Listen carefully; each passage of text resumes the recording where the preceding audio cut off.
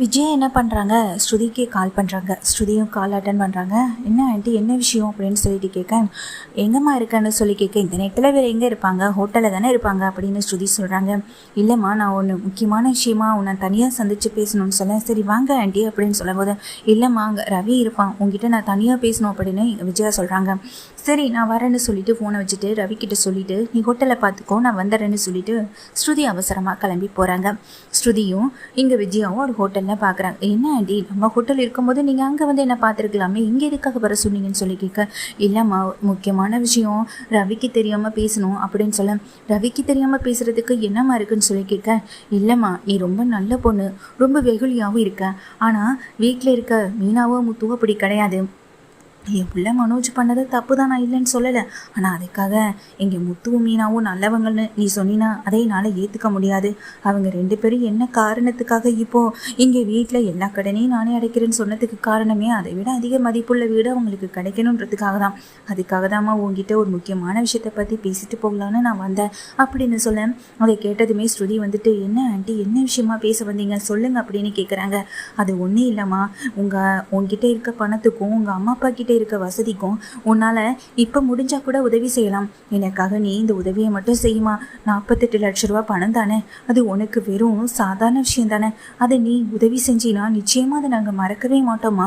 இந்த வீடு முத்து மீனாகைக்கு போகிறதுக்கு பதிலாக ஓம் பேர்லையும் ரவி பேர்லையும் இருந்துட்டு போகட்டும் அப்படின்னு சொல்ல, என்ன ஆண்டி திடீர்னு இப்படியெல்லாம் வந்து பேசுகிறீங்கன்னு சொல்லிட்டு கேட்க, ஆமாம் அது மீனாகைக்கு போயிடுச்சுன்னா அந்த வீட்டோடைய ஒவ்வொரு பொறுப்பும் அவள் கைக்கு வந்துடுச்சுன்னா அந்த வீட்டில் எனக்கான எந்த மதிப்பும் மரியாதையும் கிடைக்காதுமா. அதுக்காக தான் சொல்கிறேன் அப்படின்னு இங்கே விஜய் சொல்கிறாங்க ஸ்ருதிக்கிட்ட. ஸ்ருதிக்கு இதை கேட்டதுமே பயங்கர கோபம் வருது. என்ன ஆண்டி, மீனாவை பார்த்து இவ்வளோ தப்பாக பேசுகிறீங்க? அதுவும் உங்கள் பிள்ளை மனோஜ் வாங்கின கடனுக்காக முத்துவும் மீனாவும் கஷ்டப்படணும் என்ன தலையெழுத்தா? அவங்க கஷ்டப்படணுன்ற அவசியமும் இல்லையே.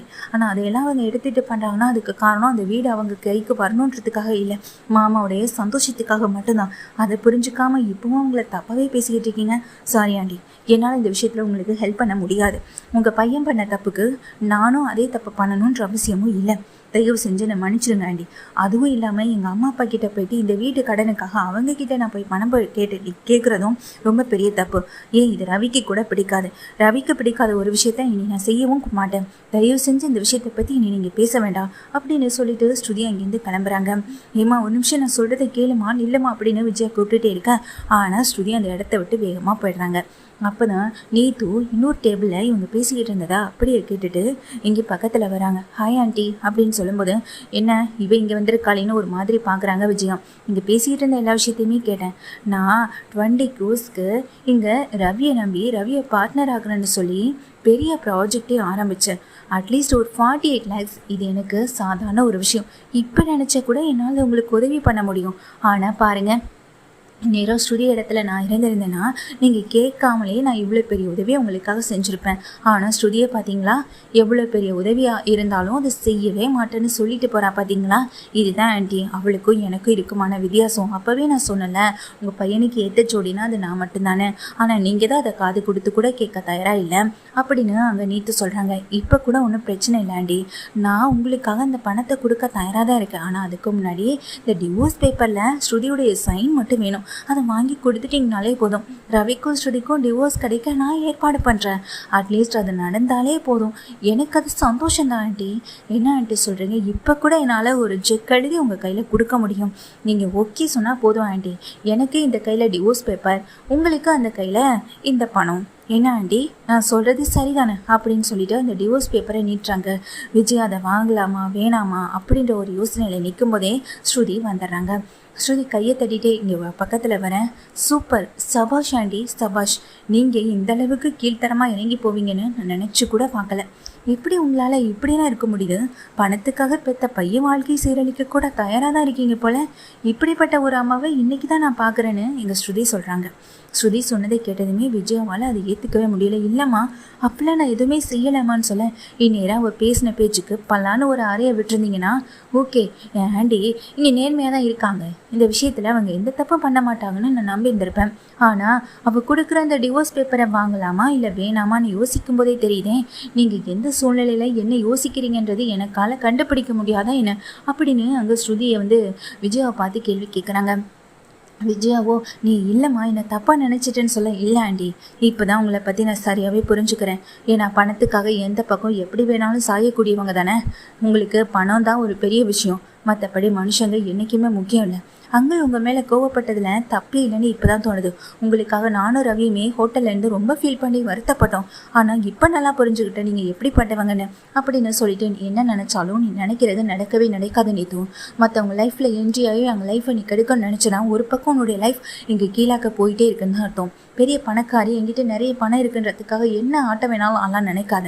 பணம் ஒரு அளவு தான், ஆனால் வாழ்க்கை முழுக்க சந்தோஷம் நிம்மதின்றது ரொம்ப முக்கியம். அதை நீ ஒவ்வொரு இடத்துலையும் இழந்துட்டே வருது உனக்கு புரியலையா? இன்னொரு தடவை இந்த மாதிரி ஏதாவது பண்ணிட்டு திரிஞ்சிட்டு இருந்தேன், அப்புறம் நான் மனுஷனு கூட பார்க்க மாட்டேன். அப்புறம் நான் சும்மா இருப்பேன் மட்டும் நினைக்காத. இப்போ நீ பண்ண காரியத்துக்கு உன்னை என்னால் என்ன வேணாலும் செய்ய முடியும். ஆனால் செய்யாமல் விட்டுட்டு போகிறதுக்கு காரணம் உன்னை அடித்து நான் என்னை அசிங்கப்படுத்திக்க கூடாதுன்றதுக்காக தானே. நீத்துவை பார்த்து கேவலப்படுத்திட்டு அந்த இடத்த விட்டு ஸ்ருதி வேகமாக போகிறாங்க.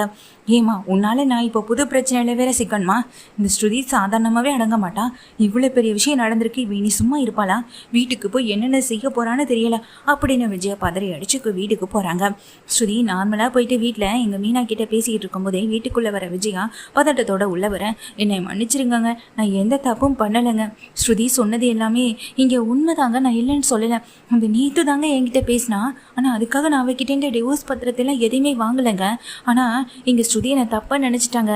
அவன் நினச்சது எல்லாமே தப்பு தாங்க, அப்படிப்பட்டவை இல்லைங்க அப்படின்னு சொல்ல, எதை பற்றி பேசிக்கிட்டு இருக்கேன் அப்படின்னு அங்கே விஜயா கிளம்பும்போது, ஆண்டி நான் எந்த விஷயத்தையுமே வீட்டில் வந்து சொல்லலை, நீங்கள் தான் தேவையில்லாமல் நீங்களே வாயை விட்டு சிக்கிக்கிட்டீங்கன்னு சொல்ல, என்னாச்சுமா ஸ்ருதி அப்படின்னு கேட்க, இன்னைக்கு ஆண்டி என்ன பண்ணாங்க தெரியுமான்னு சொல்லிட்டு எல்லா விஷயத்தையும் சொல்கிறாங்க.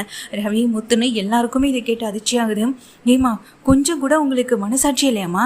அந்த வீட்லேருந்து நான் இங்கே ஆரம்பித்து கொடுத்த ஹோட்டலில் போய் வேலை பார்க்கவே அவ்வளோ பதட்டப்பட்டேன். இப்போ என்னடானா அவங்கக்கிட்டேருந்து நீங்கள் 50 லட்ச ரூபா பணத்தை வாங்கலான்னு சொல்லிட்டு இருக்கீங்க. எப்படிம்மா உங்களால் இதெல்லாம் பேச முடியுது அப்படின்னு ரவி திட்டுறாங்க. அது மட்டும் இல்லாமல் மனோஜ் வாங்கின கடனுக்கு அவங்க எதுக்கு அந்த பணத்தை கொடுக்கணும் அப்படின்னு சொல்லிட்டு ரவி கேள்வி கேட்க, உங்கள் அம்மாவுக்கு இப்போ எதுவுமே புரியலடா, பணம் வேணும், அது முத்து மீனா கட்டிடக்கூடாது, தானும் அந்த பணத்தை வந்துட்டு எப்படியாவது ரெடி பண்ணி கட்டணும், ஆனால் ஈஸியான வழியில் கட்டணும், இதுதானே விஜயா உன் மனசில் ஓடிட்டு இருக்கு அப்படின்னு அண்ணாமலை சொல்லும்போது விஜயா பேசாமல் தலை குனிறாங்க. இதை விட ஹைலைட்டான விஷயம் தானே அந்த நீத்து பண்ண விஷயம். நீத்து அந்த இடத்துக்கு வந்து, நீங்கள் உங்கள் பையன்கிட்டேருந்து அந்த ஸ்ருதிக்கு டிவோர்ஸ் வாங்கி கொடுங்க, நான் உங்களுக்கு இந்த கையில் பணத்தை கொடுக்குறேன், இந்த கையில் பேப்பர் அந்த கையில் பணம் அப்படின்னு இங்கே டைலாக்லாம் பேசிக்கிட்டு இருக்காடா ரவி. அதுக்கு கூட ஆண்டி கோவப்பட்டு ஒரு அடி கூட அடிக்காமல் அமைதியாக நின்றுட்டு இருக்காங்க. இதெல்லாம் பார்த்துட்டு எனக்கு எப்படி கோவம் வராமல் இருக்கும்? அவளை அதே இடத்துல ரொம்ப அசிங்கப்படுத்திட்டு தான் வந்தேன் அப்படின்னு ஸ்ருதி சொல்கிறாங்க.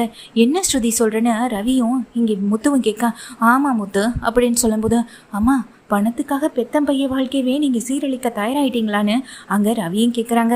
அதுக்கு பதிலே பேச முடியலை எங்கள் விஜயாவால். விஜயா பக்கத்தில் வர அண்ணாமலை, உன்னை இன்னைக்குன்னு இல்லை என்றைக்குமே திருத்த முடியாது, பணத்துக்காக எந்த எல்லைக்கும் போகக்கூடியவ தானே நீயே அப்படின்னு சொல்லிட்டு அண்ணாமலை திட்டிட்டு போக, பக்கத்தில் வந்த ஸ்ருதி, நான் அந்த இடத்துல அடிக்கக்கூடாமல் வந்ததுக்கு காரணமே வேற தான் ஆண்டி, ஆனால் திரும்ப என்ன சீண்டுனா நான் அதே இடத்துல அமைதியாக இருப்பேன்னு மட்டும் நினைக்காதீங்க. பணம்னு பணத்துக்காக இப்படி எல்லார்கிட்டையும் போய் நிற்காதீங்க. அது உங்களுக்கு மட்டும் அசிங்கம் இல்லை, நம்ம குடும்பத்துக்கே அசிங்கம் தான். சொல்லப்போனால் மனோஜ் தான் இதுக்காக இங்கே முயற்சி எடுக்கணும். மனோஜ் தன்னுடைய ஷோரூமை விற்று பணத்தை கொடுக்க கூட தயாராக இருக்கணும். ஆனால் அதுக்கெல்லாம் அவர் இறங்கி வர மாட்டார்.